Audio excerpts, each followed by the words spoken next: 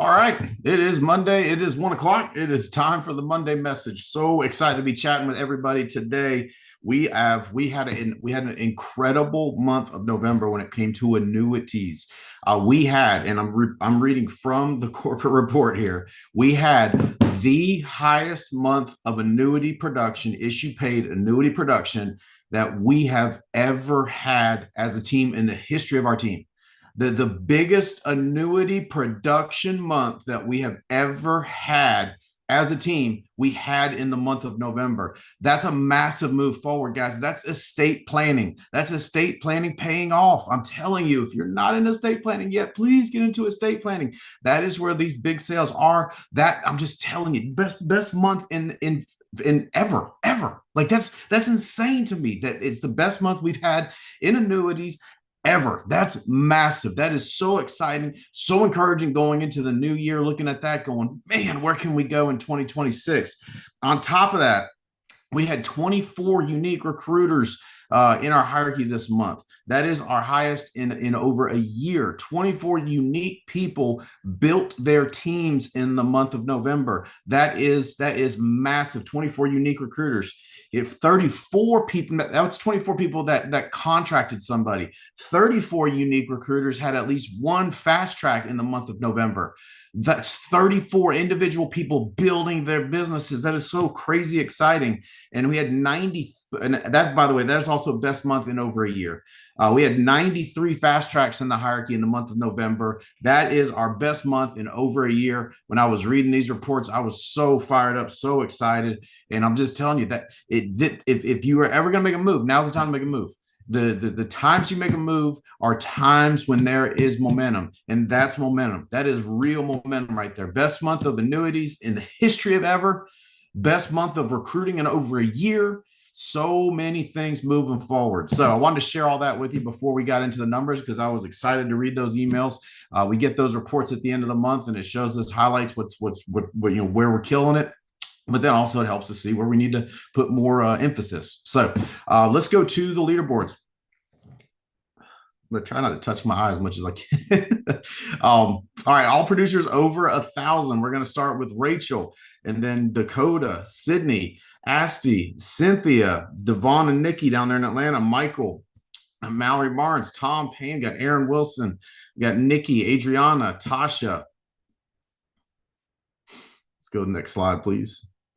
Cleo, got Cleo Cook out there, got Brianna, Raymond, Tashima.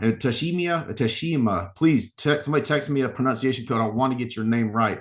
Lorna, we got Janet Rush, Sean Quigley, we got Jeanette, Daniel, we got Camille out there on the West Coast, Kyle, we got Jeff, we've got Benet, we got Chrissy, we got Tyler, 6 apps there, we got Mercedes, we got Marissa, we got Kyle, we got Sean Cuff coming in at $5,038.80. Irma Moss Bryant, look at you, Irma. $5,066.42. We've got Crystal coming in at $5,713.08. Ricky coming in at $6,753.48. Mike Guerra, $7,562.88.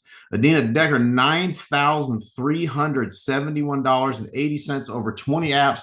Who says you can't sell over the holidays? I'm telling you, there's just no reason to not. You might have to put in a few more dials, sure, but there is massive opportunity to be had out there over the holiday. Let's go to top five. Top five, we got me putting in 6 apps for $9,921.48. Mark Hutchison putting in $16,053.60. Jeremico Edwards, 16 applications for $18,083.96. David Helgeson, $20,841.66 over 11 apps. And Marty Uwe Pelican, number one weekly submitted, $28,500. He has been writing annuities. I love it.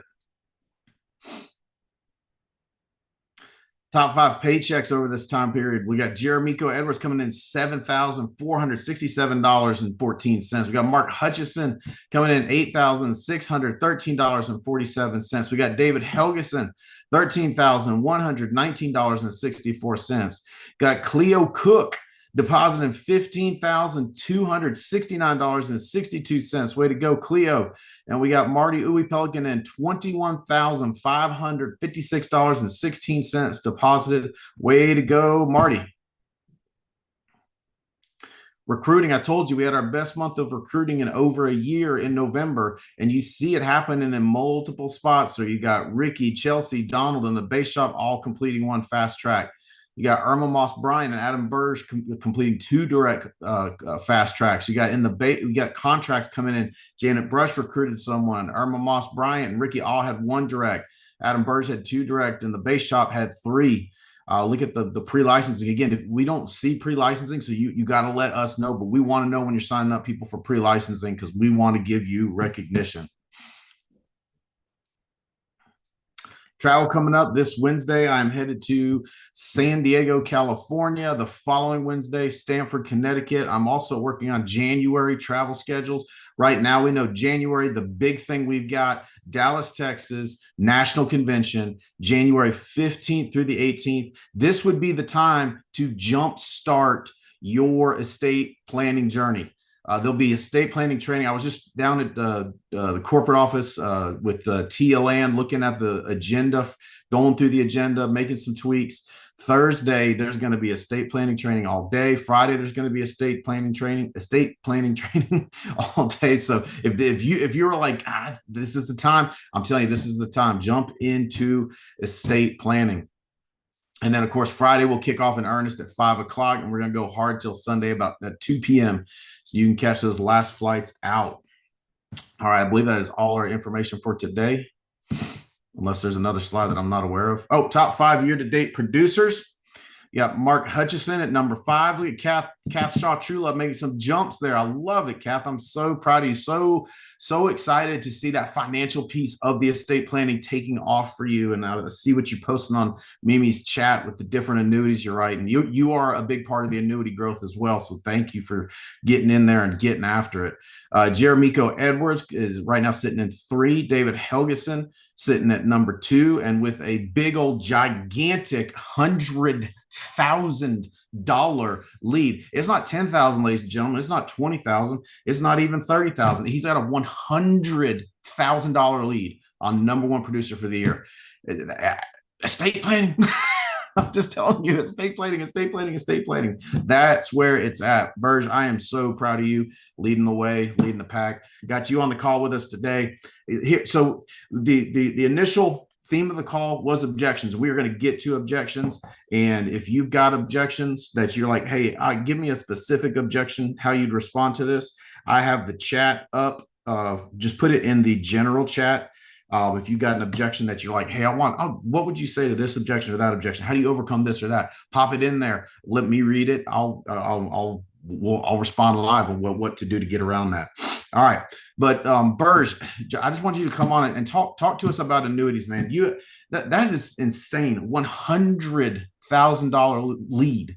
That is, ladies and gentlemen, that is the biggest gap in our history between number 1 and number 2. Typically, it's a smaller gap. It's 10,000, it's 5,000. Some years it's even come down to a couple thousand. But $100,000 lead. $100,000 lead. So clearly estate planning is working.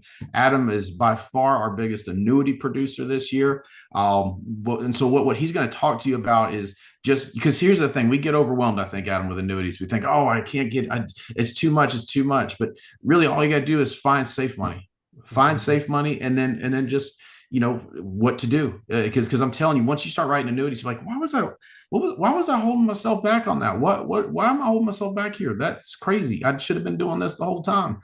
And it's one of those things until you start writing annuities, it just, you don't realize how simple it really is. So Adam, come on, make it simple for us. Talk to us about how, basic ways to find safe money. Obviously, not everybody's going to have an estate planning seminar this week. So, but they are going to be selling. And in those houses, there is safe money to be found. So I'm going to turn it over to you for a little bit. Talk to us about finding safe money. Give us some good strategies and then give us some good next steps. Thanks, Stephen. Yeah, absolutely. So when I first got started, what I did is I read 2 books that were really critical in me helping me understand how annuities work, how Indexed Universal Life works. And they're books that are published or made available in the Alliance's storefront. If you go there, you'll find them. One is called Save Money, and the other one is called Save Smarter, Not Harder. They're cheap little books, like $10 to get this book. And I just read it over and over and over again, because what it did is help me understand not only how these tools work, but also how to explain them in a way that will make it easy for other people to understand. So once you know it really well yourself, then you're able to teach others. But first, I felt like I needed to know about these tools, how they work, so I could explain them to other people. So I just read those books over and over and over again. When they fell apart, I got new ones and I read them over and over and over again.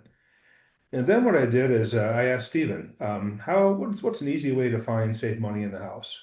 And so he taught me this very simple trick, and it worked beautifully. In fact, the first year I used it, I wrote $1 million in annuities that year because of what Stephen taught me. And the question is I'm filling out a person's life insurance application. I take care of that first, right? That's why I'm there. And then as I'm filling out their application and we're making small talk, I ask them, where do they work? Where do you work? Then they'd tell me, and I'd ask them, how long have you been there? And they'd say, oh, 7 years. And then I'd ask them, well, where did you work before that? And they would tell me how long it was. And then I'd ask, where did you work before that? I'd keep doing that until I went all the way back to the beginning of their work history. And what I was doing in my mind is I was thinking to myself, okay, that's 1, 2, 3 employers. That's, possibly 2, 3 retirement accounts, 401ks out there, 403bs, TSPs, whatever the case.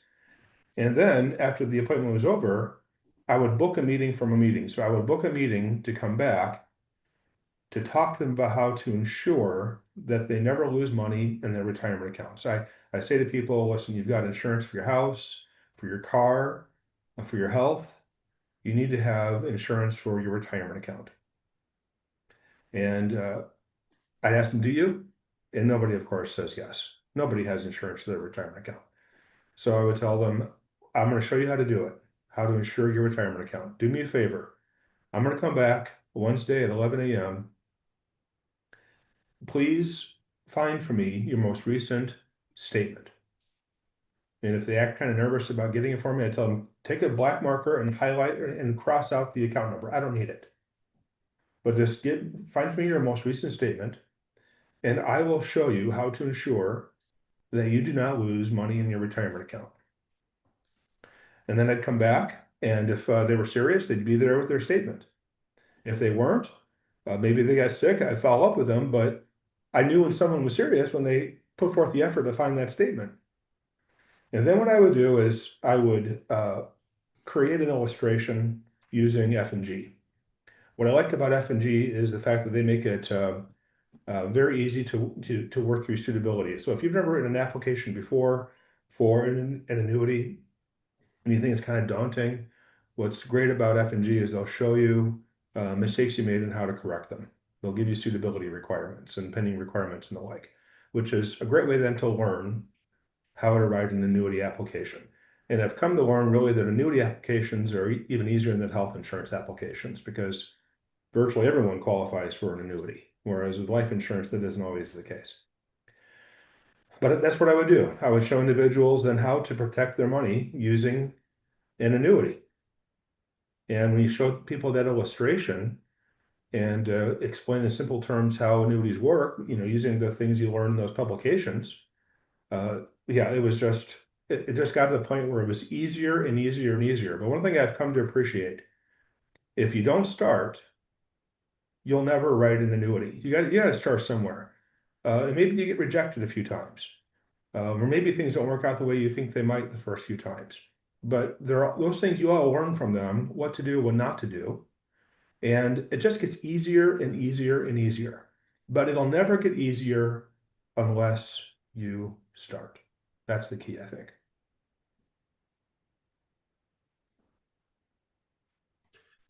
Perfect. I love it. I love it. So the phrase that I wrote down was insurance for your retirement account. Mhm. That is brilliant. That is brilliant. And I'm telling you, the guys, what he's talking about with 401ks, they're out there. They're out there. We got to help people get these 401ks protected, and very, very simple. So Adam, let me just ask you, like, if I find a 401k, I get that statement, I start looking at product. how simple is that next move to go ahead and get the application written? It's not hard at all. If you feel uncomfortable about doing it right then and there in the home, what I would do is I would book in another meeting. I would say, okay, I'm going to look at this carefully and study to make sure I understand what your positions are and the like, and how things are structured here. And let's make another appointment. And then what I would do is I would go home and I would call F&G and I would ask them to help me write an illustration based on what that person's goals are. Maybe these are monies that are not, that maybe they're not 59 and a half yet, and these are monies just sitting there. Well, they've got a long time. I might be able to put that into like a 12-year annuity or a 10-year annuity.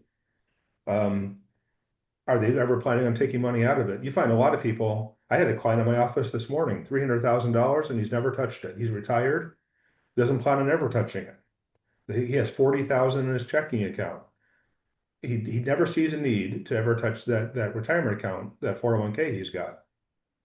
So the point is once you learn, about the client and what their plans are for this money, you can then call F&G and they'll ask you questions and they'll structure the illustration accordingly. They'll recommend the correct product for them and create an illustration and they'll send it to you. And then you can take that illustration, you can go onto F&G's website and to the illustration tool and figure out how they wrote it just by looking at the options they selected in the illustration they gave you. But then I print that out, I take that with me back to the client's house and I show them. But it's important, guys, to know how to write illustrations. It's not hard. It's not hard. You think it is, but it's not. F&G's side is very, very easy. But when you write illustrations, that's good because then when you go back into the home, and let's say they find another 401k, or the dollar amount they thought was in it is actually higher. Well, now you can go into your software on your laptop or your tablet and update or create a new illustration and give it to the client right then and there, or show it to them right then and there. And that will help you then close deals a lot faster. Yep. Very simple. And guys, it is that simple. And I promise you, it's kind of like writing a nude. It's kind of like the first time you play a video game. When you first play it, you're like, whoa, there's a lot going on. But after you play it a couple of times, you're like, now I know what's coming up and I know what to do next. It is that simple. It is that simple. So here's what I would be thinking as we get into not say get into, we are in the last month of the year. What annuity goal will you have for 2026? I mean, everybody think about that. Put that down, put pen to paper. Adam Berger said he did over $1 million of annuities his first year, just simply finding those 401ks. So there's no reason that everybody on this call can't do over $1 million next year in annuities. But I'm telling you, once you get started, once you get the momentum, and especially if you get into estate planning, it's annuity after annuity after annuity after annuity after annuity. And you're with F&G, you're tracking for your big bonus with them, right? Yeah, I already got one a few weeks ago. That was like a $5,000 bonus, and I think I might get another $10,000 bonus, I think, before the end of the calendar year. And it's so funny, Stephen. It's gotten to the point where I rarely ever, I don't write as much life apps as I used to. At one time, I was one of Mutual of Omaha's top producers when it came to Index Universal Life Express. But it's gotten to the point now where most of my business, I would say probably 95% of my business is all annuities. I'm writing a $60,000 one today at 4. Last week I finished 188,000. I've got at least 500,000 in annuities that I'll be finishing in the next 5 weeks. Or next 4 weeks, that will all pay in January. So my January is going to be, I think I'm going to have a really big start to the calendar year. Yeah. That's awesome. That's awesome. Adam, I appreciate your leadership, brother. Appreciate you. You and Kath, man, you guys were the ones that jumped in and said, we are going to jump in on this estate planning, and you're reaping all the rewards, right? Yeah. If you get over the fear of going first, you get all the rewards of going first. So appreciate your leadership, brother. Appreciate you making it so simple. And guys, it is that simple. And those books are easily available. We've got them at the office even. Awesome. Thanks for sharing, brother. Appreciate you helping lead the charge. Biggest annuity month in our over 20-year history. That is so exciting and so encouraging. So appreciate you, brother. Thank you. All right, let's talk about objections. Let me get my Discord up so I can be watching for any objections that you want. Throw it in the general chat, and I will answer it. All right. But first I want to talk about objections as a whole. So here's the thing. Write this down. This is a fact. Objections are a smokescreen for lack of certainty. That's all that it is. When someone gives you an objection, they're just saying, I'm not feeling certain. I need more information. That's all that it is. And the reason I say that is because a lot of what causes us to not handle objections well is we have like a fear trigger in us when we get an objection. We feel like we're about to lose this sale or it's about to not happen. But really, all it is the client saying, I just need more clarity. I need more clarity. So when they give you an objection, hear that. I need more clarity. I need more clarity. So there's three things I'm going to talk about ahead of time that will keep you from getting less objections. Because I promise you, if you like watch a top producer close, you will be disappointed. You will be incredible. I promise you, if you were hanging out in Adam's office today watching him write annuities, you'd be disappointed. You'd be disappointed because you'd think, oh man, he just must be have the best things and the best sayings and the best this and the best that. But what he's a master of is not getting the objection in the first place. Top producers don't get the same objections that low producers do. And you say, well, I want to be a top producer. Okay, then follow me on these next three things. And then I'm going to get into when you do get one, here's what to do. But what I would rather have you do is not get them to begin with. So the first thing when I teach the sales process is what? Connect before you convince. If you have connected correctly, you will get less objections. People don't give objections to people they like. People want to do business with people they like. The connection phase of the sale and the way we teach the sale, the flow of the sale, the connection phase is where you start to eliminate all future objections. People do business with people they like. The connection phase of the sale, that is your time to get them to like you. If they like you and they feel like you and them are the same, you will get less objections. I promise you, you'll get less objections.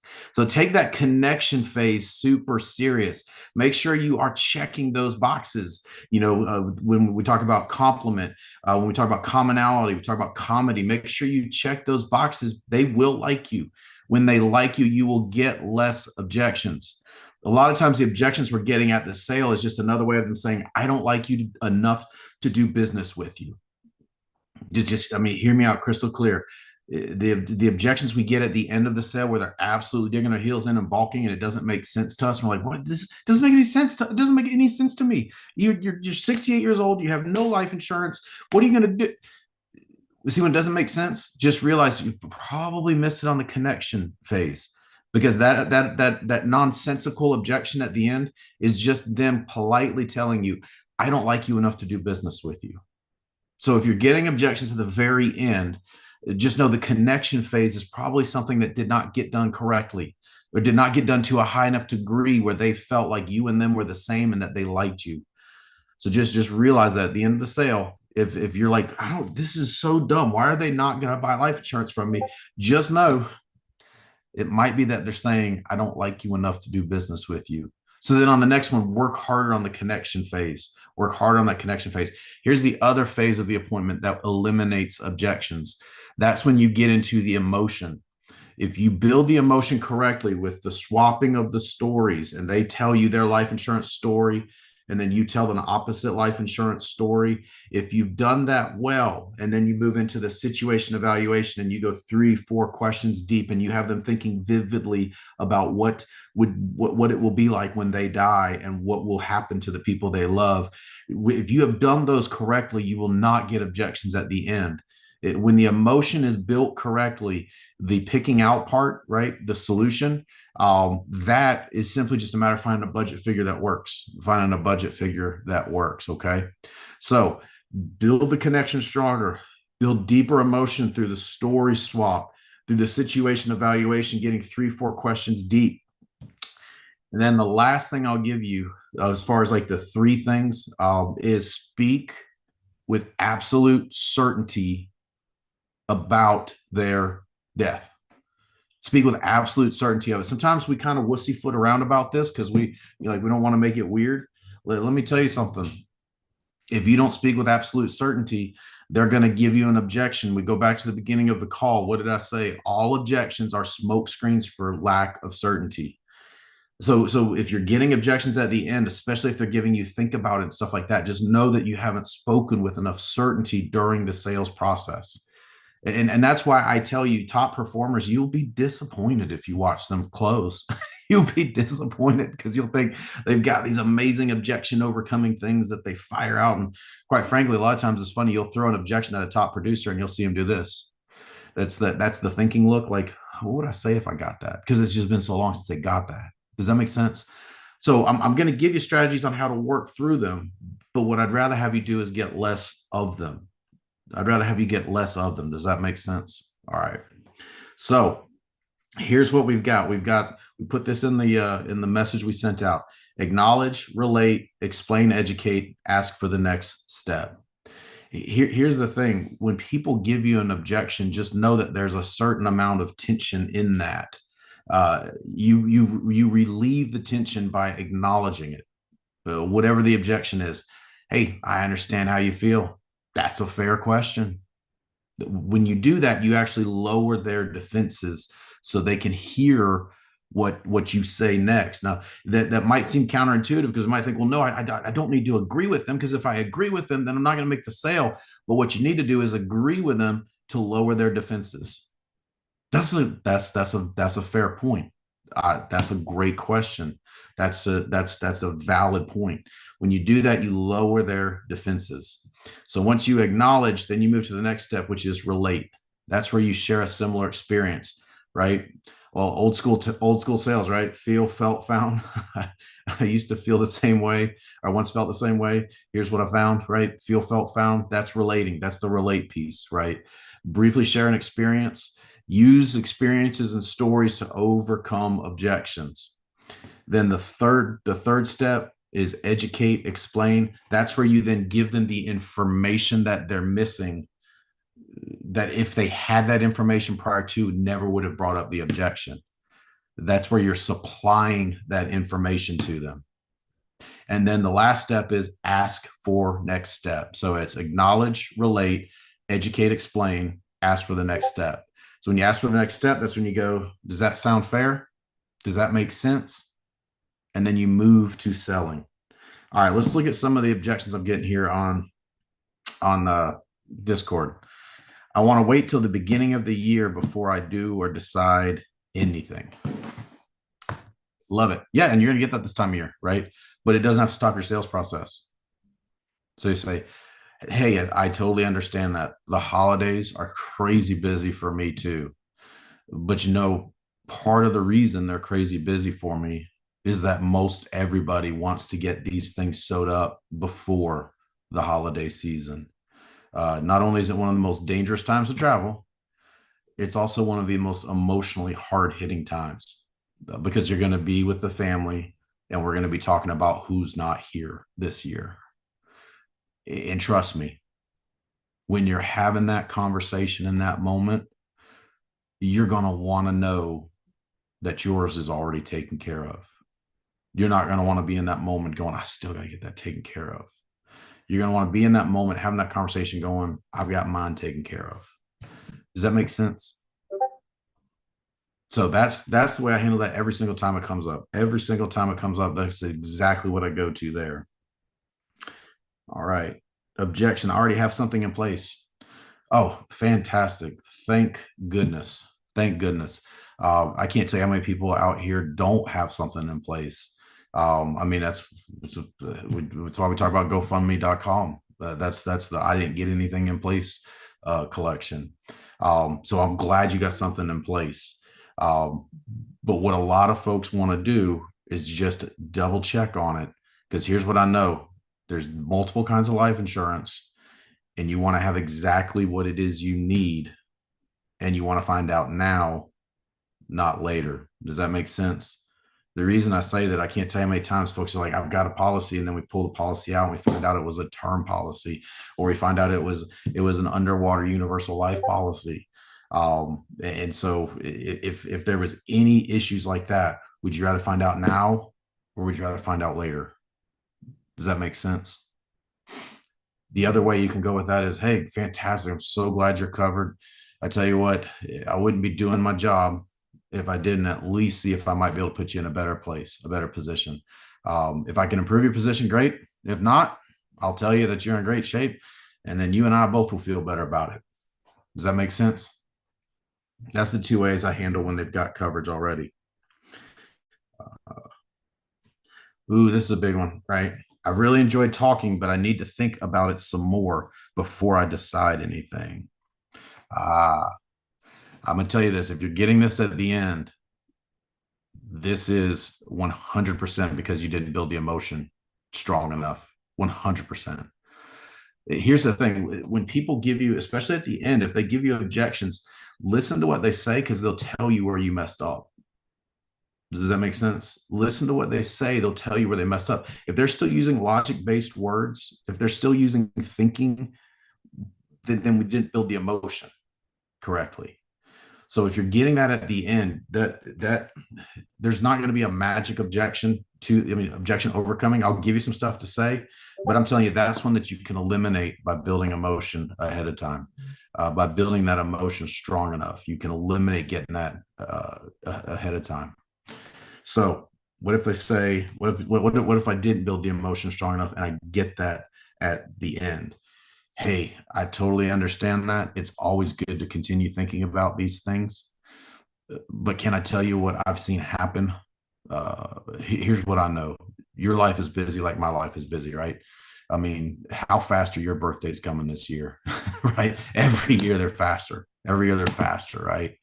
So here's what's going to happen. We're going to think about it. We're going to wake up. It's going to be 6 months later.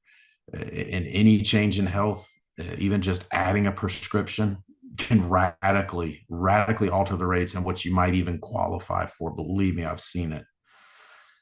So let's find out what it is that we're needing to work through to be able to go ahead and make a decision. We can always adjust things later, but the important thing is for us to stop the clock with the insurance companies, get an application in.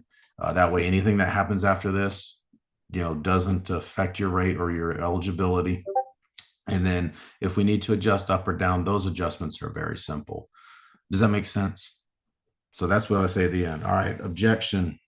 It takes everything I got just to live right now.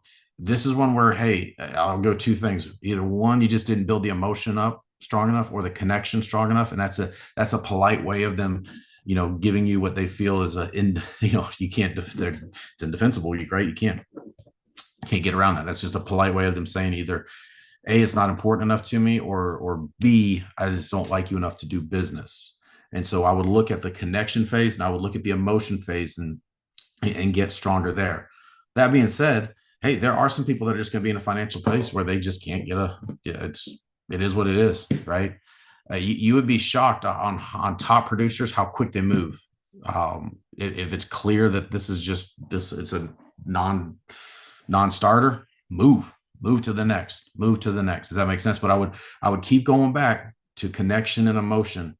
That a lot of times when they say, we can't afford anything right now, a lot of times that's their way of saying it's not important enough to me yet, or I don't like you enough to do business with you. But there are going to be people that that's their financial situation. It is what it is. It ain't what it ain't. Move quick. I think I can find something better at my bank or credit union. Well, here's what I know, and that's a fair point. That's a good thing to think about. But here's what I know: any products that are out there that are worth having because of our brokerage's reach, we have access to. And really, if you think about it, would you rather do something this important with someone that's a professional at life insurance, or someone that does it also? Does that make sense? Like, I love my dentist, but I'm not going to ask him for an opinion on something to do with my heart or something else, right? If I get injured, I'm not going to him. He's a great dentist. It's just not his area of specialty. This is my area of specialty. I have been doing this for years, and I promise you, we will find the best place for you. Does that make sense? And again, not to keep going back to that, but if the connection is strong, they won't introduce third parties.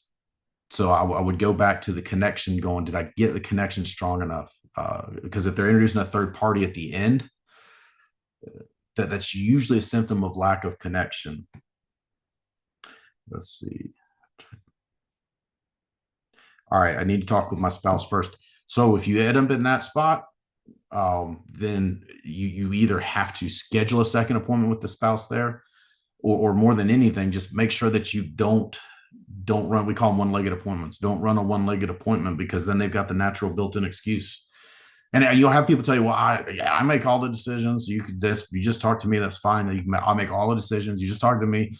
And I'll just say, "Hey, look, I've been married a long time.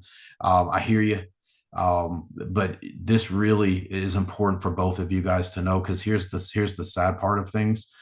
When we go to use this product, you're not going to be here, so it's vital. It's vital that she be on the call. It's vital that he be on the call with us, because they're going to be the one that's going to use the product. Does that make sense? So what's a good time to get both of you guys on the call? Is she there right now? Let's go ahead and get this going now. All right. I'm trying to make sure I have Christmas taken care of first. All right. I'm going to go back to emotion again.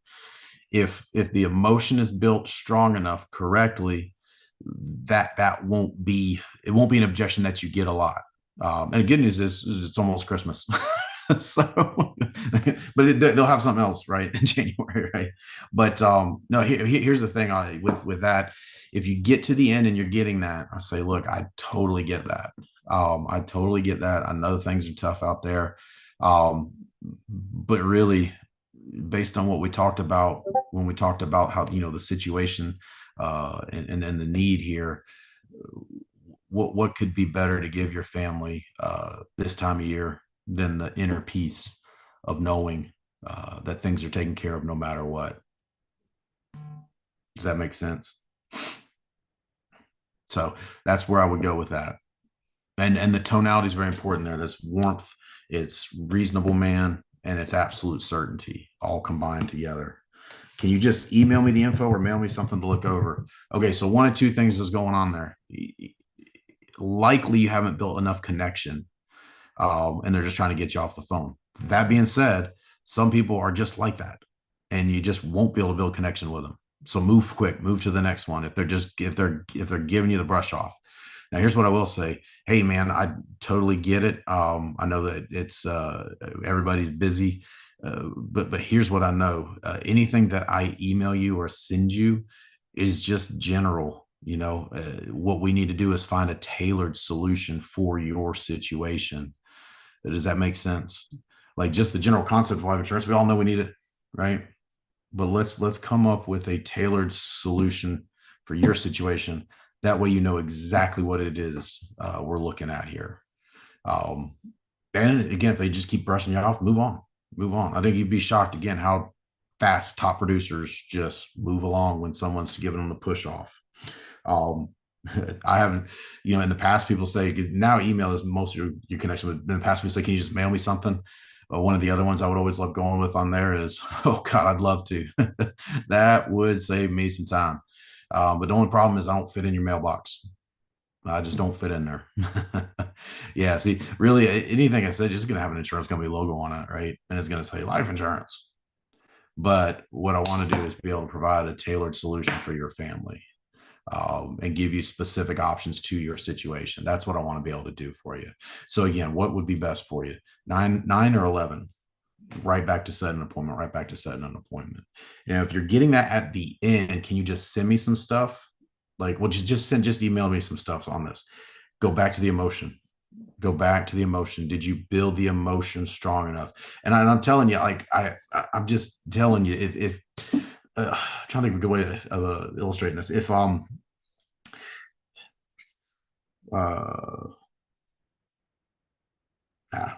just drew a blank. Sorry. I was trying to think of a basketball illustration, but it's kind of like saying I just want to shoot better without fixing the mechanics, right? Like, there's not a magic way that you can make the ball move in the air if your mechanics are flawed. There you go. That's a good. There we go. We got there eventually, right? So that your mechanics are those things I was talking about. Your mechanics are connection, emotion, and speaking with absolute certainty about their death.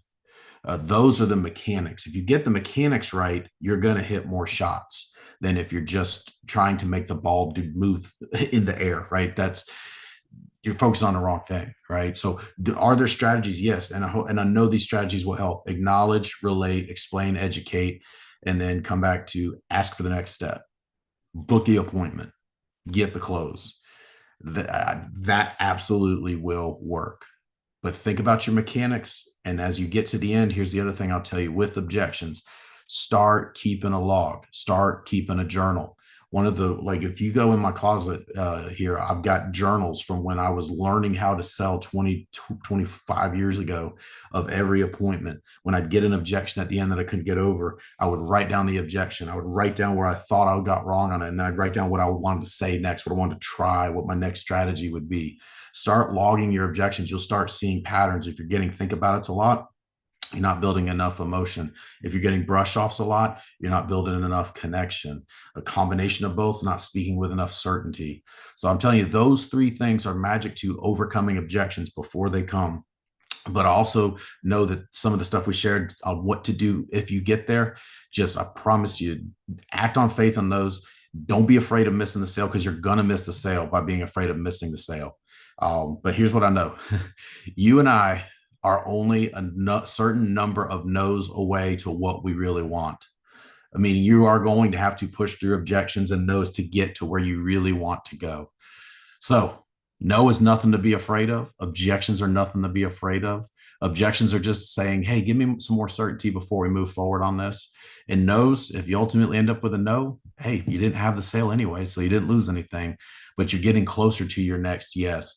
And I'll give you one other book to read on this. I'll give you two books to read on this to help. The Way of the Wolf, best sales training book I've read in a long time, by Jordan Belfort. And then there's another book called Go for No. It's not even really a book. It's about 76 pages, more of a pamphlet. It's a parable on the word no. If you'll read that book, it'll help you wrap your mind differently around the word no, and help you to act with more courage, help you to be more fearless in the way you attack these things. Guys, Holly and I love you. We want you to have the biggest 2026 in the history of your family. We want 2026 to be the biggest year in the history of your family, the best year. So what we do over these next few weeks matters. That's why I'm traveling. That's why we're pushing everything into national convention. Guys, what we do between now, December 8th, and January 1st has everything to do with what we're going to be able to get done in 2026. Love y'all. Let's get after it.